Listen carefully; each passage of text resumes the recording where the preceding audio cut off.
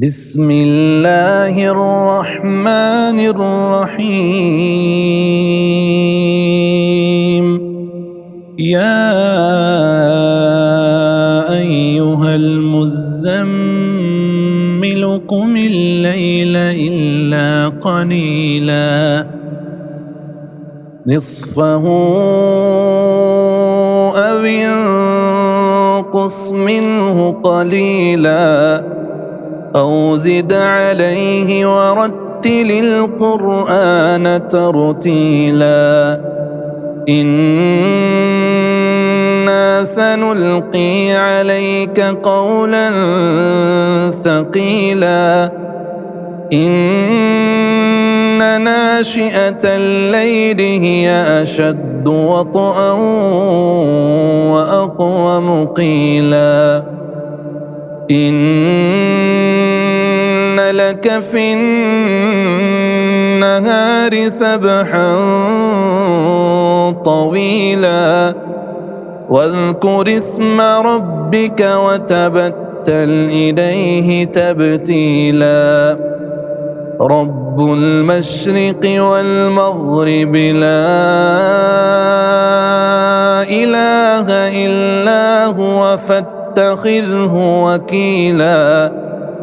واصبر على ما يقولون واهجرهم هجرا جميلا وذرني والمكذبين أولي النعمة ومهلهم قليلا إن لدينا أنكالا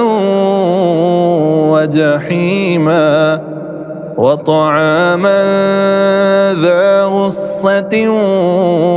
وعذابا أليما يوم ترجف الأرض والجبال وكانت الجبال كثيبا مهيلا إنا أرسلنا إليكم رسولا شاهدا عليكم كما أرسلنا إلى فرعون رسولا فعصى فرعون الرسول فأخذناه أخذا وبيلا فكيف تتقون إن كفرتم يوما يجعل الولدان شيبا السماء منفطر